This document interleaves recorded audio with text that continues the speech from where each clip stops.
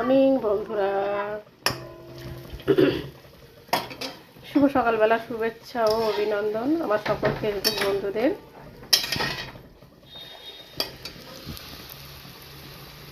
তোমরা সবাই কেমন আছো? ছোটরা আমার অনেক অনেক ভালোবাসা নিও এবং বড়রা আমার প্রণাম। সকালটা আজকে খুব সুন্দর। আমি সকালবেলা জল খাবার বানাচ্ছি ছেলেদের।